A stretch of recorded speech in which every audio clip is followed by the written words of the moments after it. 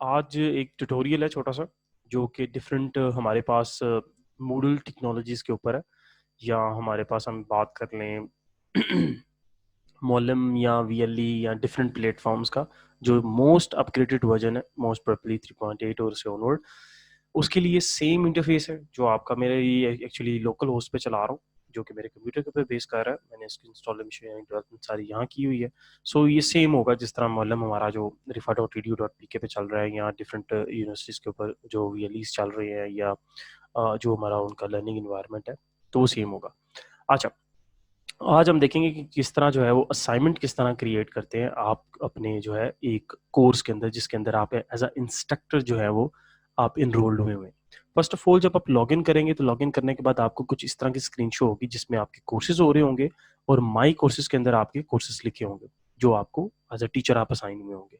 सो आप उस कोर्स को सिलेक्ट करेंगे तो वो आपको कोर्स के इंटरफेस के अंदर ले जाएगा। जिस पेज के ऊपर आप जाएंगे वहाँ आपकी डिफरेंट एक्टिविटीज़ के पोर्शन बने होंगे। फॉर एग्जांपल, अमूमन यूनिवर्सिटीज़ क्या करती हैं, यहाँ डेट्स डाल देती हैं डिफरेंट, यानी पूरे सेमेस्टर को वीक्स पे डिवाइड करके डले होते हैं। लेट्स से आज अगर 17 अप्रैल है तो आपका 17 अप्रैल तक का जो है ना वो एक बना होगा वीक, और आप उसमें अपनी मटेरियल शेयर करेंगे ताकि स्टूडेंट जो है उसको देख सके कि मेरा इस वीक में क्या हुआ है।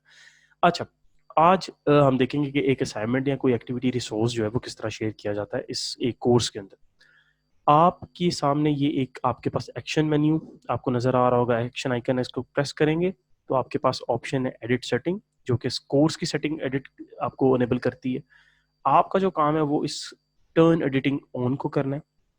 टर्न एडिटिंग ऑन को आप जब करेंगे तो आपको जो है वो डिफरेंट ऑप्शन जो है विजिबल हो जाएंगी। फॉर एग्जांपल, आपके पास जो है वो आप ऐड रिसोर्स एक्टिविटी कर सकते हो, और आप डिफरेंट जो है वो जिस तरह अगर आपकी एक्टिविटी को बनी हुई है उसको आप डिलीट, अपडेट या उसको रीनेम कर सकते हो। तो हम एक एक्टिविटी क्रिएट करते हैं जो कि हमारे पास लेट्स से ऐसे करके हम इसको क्लिक करते हैं। हमारे पास मल्टीपल एक्टिविटीज़ हैं, अटेंडेंस हम लगा सकते हैं, असाइनमेंट, क्विज और इस तरह की हम कोई भी चीज़ जो है वो क्रिएट कर सकते हैं।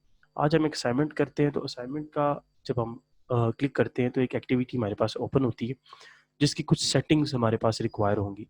फॉर एग्जांपल, हमारे पास असाइनमेंट में सबसे जो इम्पोर्टेंट चीज़ होती है उसकी ड्यू डेट, असाइनमेंट की कट ऑफ डेट, असाइनमेंट की जो सबमिशन स्टार्ट डेट क्या होगी, फिर उसके बाद उसकी टाइमिंग्स क्या होंगी और ग्रेडिंग पॉलिसी क्या होगी। ये वो मेन चीज़ें हैं। यहाँ हमारे पास उसकी फाइल फॉर्मेट क्या होगा जिस फाइल पे हम असाइनमेंट सबमिशन ले रहे हैं स्टूडेंट से। एक चीज़ बड़ी इंपॉर्टेंट की हामिल है यहाँ कि हर स्टूडेंट जो इस कोर्स में रजिस्टर्ड होगा, ओनली दो students can see your assignment और सबमिट असाइनमेंट। अदरवाइज जो स्टूडेंट इसमें एनरोल्ड नहीं होंगे वो आपकी असाइनमेंट ना तो देख सकेंगे ना सबमिट करवा सकेंगे। अच्छा, अब यहाँ जो है असाइनमेंट का हम क्या करते हैं, assignment name which is very important. For example, जिस तरह असाइनमेंट 2 या असाइनमेंट 1 आप कर देते हैं नेम। यहाँ डिस्क्रिप्शन आप देते हैं कि जो आपकी असाइनमेंट की डिस्क्रिप्शन होगी, ठीक है। इट कुड बी असाइनमेंट की जो रेलिवेंट कॉन्सेप्ट होगा असाइनमेंट 2, और डिस्क्रिप्शन में कुछ भी आप डाल देते हैं। अच्छा, डिस्प्ले करेंगे डिस्क्रिप्शन तो आपके जिस तरह होम पेज होगा, जो आपका कंटेंट कोर्स का पेज होगा, जो एक्टिविटी पेज होगा, उसके अंदर आपकी डिस्क्रिप्शन भी शो हो रही होगी। अगर आप इसको बंद कर देते हैं तो वो अनचेक करते हैं तो उसकी डिस्क्रिप्शन शो नहीं होगी। ये ऑप्शन है जिसमें आप अगर लेट्स से अगर कोई असाइनमेंट फाइल है, असाइनमेंट का कोई रिसोर्स है, आप वो शेयर कर सकते हैं। फॉर एग्जांपल, किसी को क्लिक करते हैं तो उसके पास मल्टीपल जो है ना ऑप्शंस होती है। अपलोड फाइल, या आपके कंप्यूटर से है फाइल चूज़र, और आपके अगर ऑनलाइन अगर आपने यूआरएल देनी है या कोई चीज़ अगर आपने ऑनलाइन लर्निंग मटेरियल देना है तो वो भी आप प्रोवाइड कर सकते हैं। अच्छा, ये ऑप्शन और इसके बाद सबमिशन टाइप, ये बड़ी इंपॉर्टेंट है। ये दो चीज़ें ही, अगर बाकी सेटिंग को अगर आप बाय डिफ़ॉल्ट भी रखते हैं तो कोई इश्यू नहीं है। बस ये चीज़ें जो है ना आपके पास जो काफ़ी इंपॉर्टेंट क्या मिला। फॉर एग्जांपल, आपकी असाइनमेंट का जो है वो स्टार्टिंग डेट क्या होगी और स्टार्टिंग टाइम क्या होगा। फॉर एग्जांपल, अगर मैं इसको 1 करता हूँ और इसको मैं 1-1 करता हूँ तो दैट मीन्स के ये 1:01 जो होगा एएम के ऊपर कंसीडर करता है। अगर मैं इसको क्योंकि एक्चुअली ये 24 फॉर्मेट के ऊपर चलता है, 23-1 करता हूँ तो 11:01 कंसीडर किया जाएगा पीएम के तौर के ऊपर। तो ये असाइनमेंट हमारी जो सबमिशन स्टार्ट करेगी 17 अप्रैल 2020 के 23:01 के ऊपर ये सबमिशन स्टार्ट कर देगी। ड्यू डेट ये बताती है कि क्या आपकी लास्ट डेट और टाइम क्या होगा। फॉर एग्जांपल, अगर मैं 24 अप्रैल करता हूँ और टाइम दे देता हूँ हमारे पास 7 का, तो ये 7 AM 4-7 AM 24 अप्रैल तक आपकी सबमिशन ले रही होगी। लेकिन आफ्टर 7 AM ये स्टिल सबमिशन लेती जाएगी, लेकिन आपको ये भी शो करवा देगा कि किस स्टूडेंट ने after due time and due date आपकी सबमिशन करवाई है। फॉर एग्जांपल वो आपको बता देगा कि जी अगर एक बच्चा 7:15 पे असाइनमेंट जमा करवाता है तो वो बता देगा कि इसने जो है वो 15 मिनट लेट सबमिशन जमा करवाई है। इसके बाद कट ऑफ डेट आपकी ये बताती है कब तक आप स्टूडेंट को एक्सटेंशन देंगे या स्टूडेंट को अनेबल करेंगे कि वो अपनी असाइनमेंट जो है वो सबमिट करवा सकता है। फॉर एग्जाम्पल अगर मैं इसको 24 जो हमारी कट ड्यू डेट है 24 अप्रैल और 7:56 तक करता हूँ, तो इसका मतलब ये 7 तक जो इसकी ड्यू डेट होगी, 7 से 56 तक जो स्टूडेंट सबमिट करवाना चाहेगा वो करवा सकेगा, लेकिन वो due date after due date submission show हो रही होगी और लेट शो हो रहा होगा कितने मिनट इसने लेट करवाई है। लेकिन कट ऑफ डेट के बाद और कट ऑफ टाइम के बाद 7:56 के बाद स्टूडेंट जो होंगे वो अपनी असाइनमेंट सबमिशन नहीं करवा सकेंगे। तो कट ऑफ डेट का ये पर्पज है कि स्टूडेंट कब तक अपनी असाइनमेंट सबमिट करवा सके और किस टाइम और डेट के बाद अपनी असाइनमेंट की सबमिशन उनको क्लोज हो जाए, वो दोबारा उसको अटेम्प्ट ना कर सकें। रिमाइंड मी टू ग्रेड का मतलब ये होती है कि ये वो डेट है जिसमें आपको जो है ये आपको नोटिफिकेशन या जो आपके होम पेज पे कैलेंडर होगा उसको ये मार्क कर देगा उस डेट के ऊपर कि आपको, ताकि नोटिफिकेशन हो जाए या आपको रिमाइंडर हो जाए कि आपने एक असाइनमेंट है जिसको आपने ग्रेड करना है। ठीक है, ये आपके अपने ज़ात के लिए आप उसको लिख दो कि जी मैंने अगर ये असाइनमेंट है कब तक ग्रेड कर दूंगी। दो तरह से आपकी असाइनमेंट सबमिशन होती है। एक जो नंबर ऑफ फाइल्स पे आप सिर्फ रिस्ट्रिक्शन लगाते हैं कि आपको नंबर ऑफ फाइल्स कितनी चाहिए, एक फाइल हो, दो हो, तीन हो, उसकी रिस्पॉन्स में असाइनमेंट स्टूडेंट कितनी फाइल सबमिट करवा सकता है, उसकी लिमिट क्या है। फॉर एग्जाम्पल जो इसकी अपलोड लिमिट होती है बाय डिफॉल्ट जो 2 MB में अवेलेबल है हम वो देते हैं, जो आपके मैक्सिमम हो गया वो दे सकते हैं।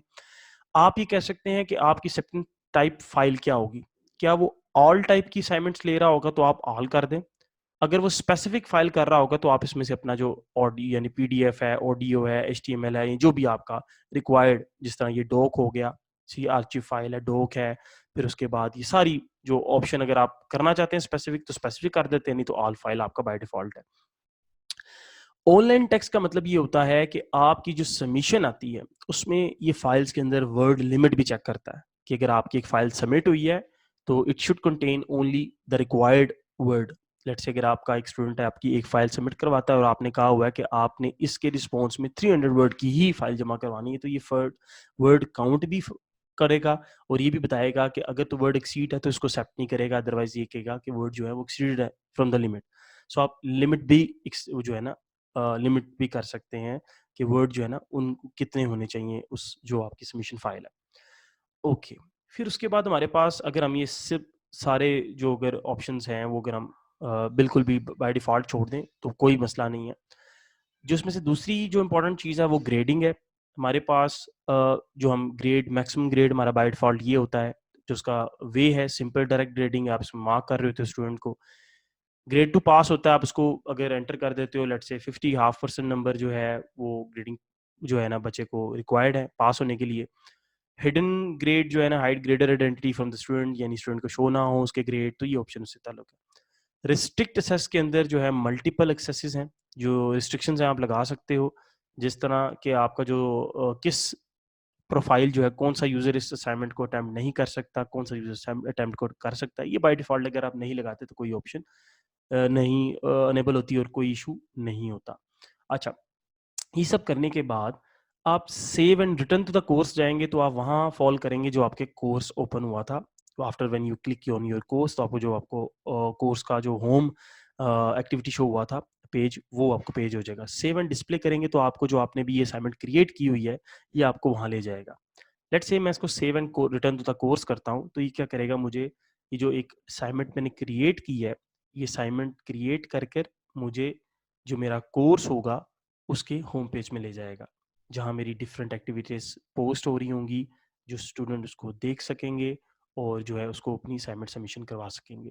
स्टूडेंट को ये असाइनमेंट्स इस तरह शो होंगी, स्टूडेंट्स को क्लिक करेगा और अपनी असाइनमेंट सबमिशन करेगा। अब टीचर ने जब आफ्टर ड्यू डेट जब सबको मार्क करना होता है या अपनी उनकी असाइनमेंट जो सबमिट हुई हुई है उसको डाउनलोड करना होता है, तो उसका भी एक प्रोसेस है। आप इसको क्या करते हैं, क्लिक करते हैं, आप ये देखते हैं कि आपके इस असाइनमेंट के अक्रॉस कितने स्टूडेंट ने रिस्पॉन्स दिया है, वो आपको रिस्पॉन्स शो हो जाता है। अब टोटल पार्टिसिपेंट 2 क्यों शो हो रहा है, क्योंकि मैंने डमी 2 स्टूडेंट्स बनाए ताकि मैं अपनी वजाहत कर सकूँ उसकी। आपको ज़ाहिर है आपके नंबर ऑफ स्टूडेंट्स शो हो रहे होंगे, सबमिटेड किसने शो हुए हुए हैं, किन्होंने सबमिट करवाई है वो शो हो रही होगी। नीड टू ग्रेडिंग यानी कितनों की ग्रेडिंग होगी और कितनों की ग्रेडिंग रहती है वो आपको यहाँ शो हो रही होगी। आप व्यू ऑल सबमिशन में जाते हैं तो आपको वो सारी सबमिशंस जो बच्चों ने करवाई होंगी अक्रॉस दिस असाइनमेंट आपको शो हो जाएंगी। अब आप इनको ऑनलाइन ग्रेड भी कर सकते हैं और इन सब की सबमिशन आप डाउनलोड भी कर सकते हैं। फॉर एग्जांपल आप सिलेक्टिव स्टूडेंट की अगर करना चाहते हैं सिलेक्टिव की डाउनलोड कर सकते हैं, सबकी डाउनलोड करना चाहते हैं तो सबकी भी डाउनलोड कर लेते हैं। सबको सिलेक्ट कर लें, डाउनलोड एंड सिलेक्टेड सबमिशन करें और गो कर दें, तो क्या होगा, एक आर्चिव यानी डॉट रार की फाइल आपकी डाउनलोड हो जाएगी। हर स्टूडेंट का नेम से उसका फोल्डर बना होगा और उसके अंदर उसकी सबमिशन पड़ी होगी, तो इट्स वेरी इजी।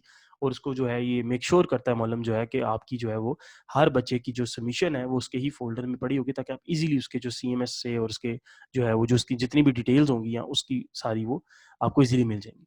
अगर आप इसको ऑनलाइन ग्रेड करना चाहते हैं, आप इसको ऑनलाइन ग्रेड करते हैं, क्लिक करते हैं ग्रेड के ऊपर, तो ये आपको एक ऑनलाइन इंटरफेस ओपन करता है जो आपको इनेबल करता है कि आपको यहीं आपके असाइनमेंट चेक करें और यहीं उसको ग्रेड कर दें, ताकि स्टूडेंट को after you grade the assignment तो आपको स्टूडेंट जो है उसको देख सके।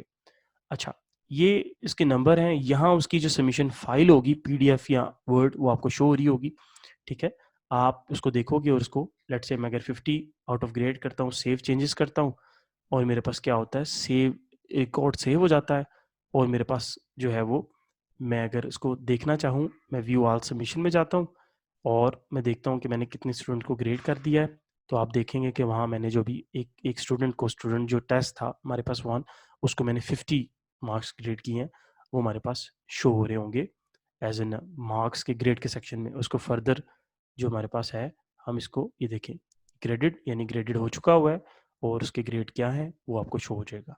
सो this is the very easiest process कि एक असाइनमेंट जो है वो किस तरह टीचर्स ग्रेड कर सकता है और किस तरह जो है वो एक स्टूडेंट तक जो है ना असाइनमेंट रीच हो जाएगी। तो this is all about how to create an assignment और किस तरह आप स्टूडेंट की जो सबमिशंस हैं उसको चेक कर सकते हैं, ग्रेड कर सकते हैं ऑन मोलम और वीएलई और जो भी प्लेटफॉर्म है। Thank you ji.